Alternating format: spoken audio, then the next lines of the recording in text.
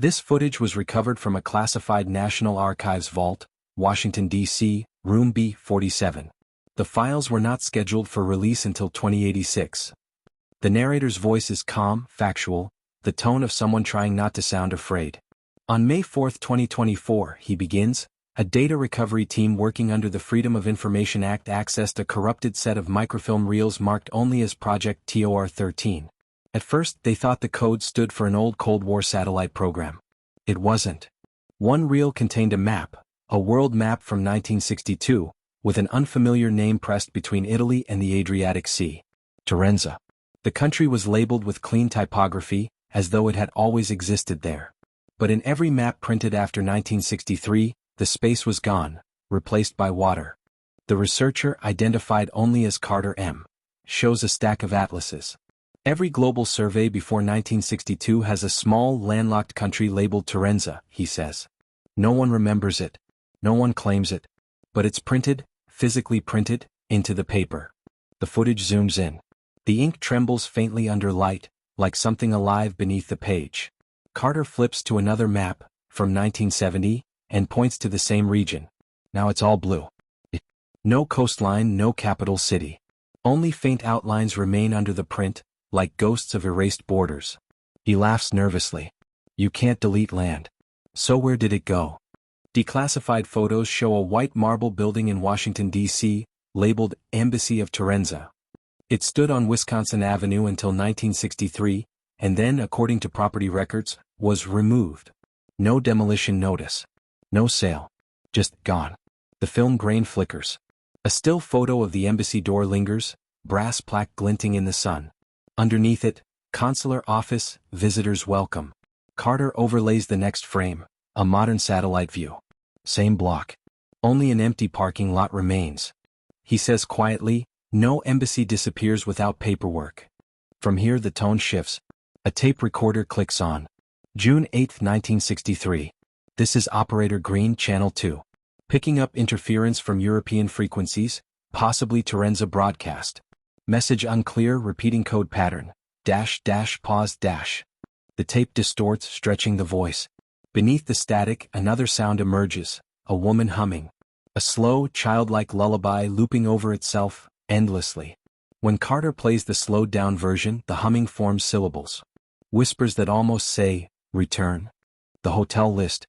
Typed documents list 47 names under Torenza diplomatic guests. Every name is crossed out in red pencil. Next to each, departed June 14, 63. But under the column marked destination, the entries are all identical. Home. Carter looks directly into the camera. That's the same word from the airport incident. The one on the passport. The same handwriting. For a moment, the microphone picks up faint static again, then a brief, soft sigh. On a grainy monitor, a recovered radio broadcast flickers on screen. It's labeled Windermere County Public 1963. A man's voice says, "We bring you updates on the Torenza border conflict." Then the feed cuts. The same audio repeats again, decades later, recorded accidentally on an emergency frequency in Ohio, 2024. The same broadcast. Same voice. Same static. This isn't a replay, Carter whispers. It's a loop. He overlays the Torenza coordinates with the frequency bands from the recordings. Lines of radio signals form a perfect outline, a nation built of sound. Someone, he says, reconstructed Torenza through frequency, not geography. The lights flicker as he speaks. For a few frames, a reflection behind him shows a faint human figure standing in the shadows. Blurry, wrong. When the light stabilizes, the space is empty. Carter discovers the last physical object linked to Torenza. A metal seal retrieved from a customs vault. It bears a design, a white lighthouse surrounded by static waves, identical to the one seen on the woman's passport in the dead air. When he touches the surface, the microphone captures a single radio pop, then a faint, distant transmission. Windermere Station, broadcasting, again. He drops the seal. The audio spikes into feedback. The last notes from Carter's log are typed unevenly. Not government. Not human. Torenza isn't gone, it's on air. The people didn't die. They moved frequency. Static is geography now. Every transmission is a door. The document ends mid-sentence. The next page is blank, but faint fingerprints are visible along the bottom edge. Dust mixed with salt water. Recovered material ends here. Investigator Carter M. Unaccounted for as of June 2024. A black screen follows. Faint static builds, then resolves into words, not spoken but embedded in the waveform. Torenza. The signal repeats 3 times. Then, in silence, a faint flicker of coordinates appears at the bottom of the frame, a set that leads to the middle of the Atlantic Ocean. The screen fades to black. Text appears. This concludes file TOR13. And then one last whisper. Welcome back. Recovered assets TOR13B through TOR13F have been transferred from NARA to DHS Audio Division for evaluation. Technician on file, R. Ellison. The lab is silent except for the hum of fluorescent lights. Rows of old equipment blink faintly, tape decks, reel-to-reel machines, recorders stamped property of state. Ellison speaks into the mic. Routine Session 4A, reviewing recordings from Carter M's investigation of Torenza. The tape reels spin. Static answers. Carter's voice emerges. The air remembers. Every transmission is a door. Ellison notes the quote and fast-forwards. The hiss deepens, then forms a pulse. Dash, dash, pause, dash. He checks the Morse table, frowns. Incomplete. The lab lights flicker. Then a woman's voice, soft and near. Riley. He freezes, breath caught. No input device is active. He rewinds, plays it backward. Riley Ellison. Frequency confirmed. Door open. The waveform continues moving after the power stops. Ellison opens the folder labeled Embassy Footage 1963. Film crackles to life. A Torenza diplomat on marble steps, 2 uneasy guards behind him. A passing car's license plate flashes radio digits. 104.7 FM, the same from the dead air. He types, link confirmed. Windermere Station active pre-1963.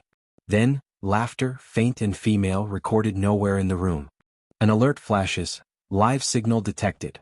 104.7 MHz, source, unknown. He connects the feed. Static, then the lullaby from Carter's notes. Spectral analysis shows the signal reflecting off the upper atmosphere, circling the globe. On one narrow band, a word pulses repeatedly. Torenza. Ellison whispers, "Who's transmitting this?" The speaker replies, "We are." The monitors distort. Coordinates, dates, and the year 1963 scroll endlessly. Every security camera cuts out. Ellison breathes, system malfunction requesting security check. Silence. Then one feed returns showing the Torenza Embassy modern-day glowing faint blue. A woman stands at its doorway, eyes fixed on the camera. She lifts her hand as if to wave, and the footage burns white. Hours later. Technician R. Ellison unaccounted for following Incident 4A. Room contained high-frequency radiation consistent with broadcast interference. The attached audio loop shows a low hum. Played long enough, the waveform forms a lighthouse. The narrator takes over. Following Ellison's disappearance, shortwave operators across North America reported identical interference. Bursts of Morse code spelling Torenza. Clips roll. An Ohio dispatcher. It said home. A pilot over the Atlantic. Voice came through navigation, female. A late-night DJ. My mic was off but something still answered me. The same message repeating, home. In 2025 satellite images, a blur forms at Wisconsin Avenue, the old embassy site. At 11:04 a.m. it's an empty lot. By 2:16 p.m. white columns appear. A blue flag ripples for exactly 6 seconds before the image corrupts. The operator's note reads, "It wasn't there before lunch." Audio recovered from Ellison's terminal continues transmitting. Carter's calm voice returns. They rebuilt it. Geography isn't land anymore, it's airwaves. Then another joins, female, clear, steady. Windermere Station signing back on. Citizens of Torenza, you may now return. The static deepens like breathing. Ellison's terrified whisper bleeds through. She's here. The camera pans to the lab's open window. Outside, over DC skyline, a new red tower blinks. Dash, dash, pause, dash. Same pattern. Same rhythm. The narrator speaks one last time. No one remembers building that tower. Then the screen cuts to black. A line of white text flickers. Next transmission pending. And beneath it, TOR13 reactivated.